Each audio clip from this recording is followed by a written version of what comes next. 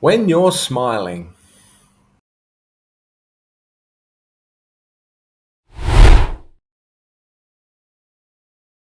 So let's talk about smiling, shall we?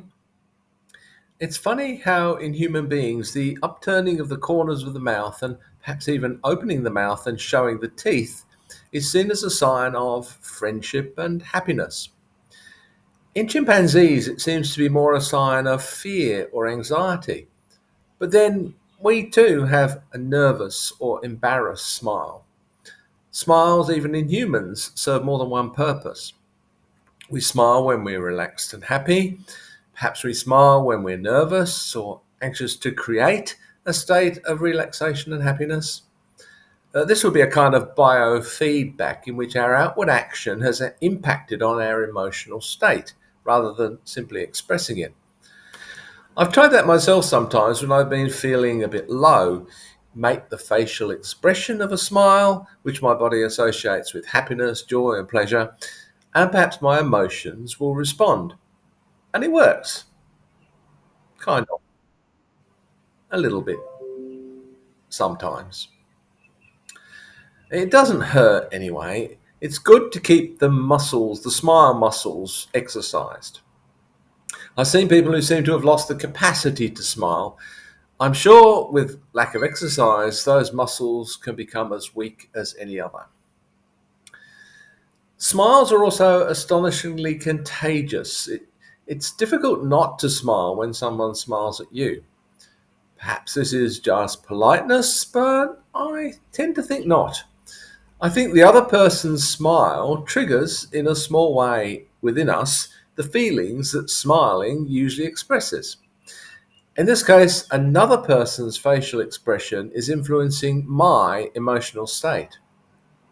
Perhaps this tells us also something about the evolution of the smile in human beings. If in chimpanzees a smile expresses anxiety, perhaps it's not a huge step from there for it to express appeasement in the presence of potential threat, i.e., the other person. The other person responds in kind, and so each realizes that the other is also anxious. Perhaps an important step towards detente. Perhaps this is also why we often avoid another person's gaze as we're walking down the street. Eye contact can be threatening in itself, but seeing another person smile would disarm me in a way that I would rather avoid. Heaven forbid that we should see our bitter enemy smile at us. How could we shoot them if they did? Are there some cultures in which smiling is more prevalent than in others? Well, there are almost certainly cultural differences, and it's even possible to misunderstand a smile within our own culture. We might, for example, mistake an embarrassed smile for a smile expressing pleasure or happiness. In some cultures, smiling may be linked more closely to embarrassment than to happiness.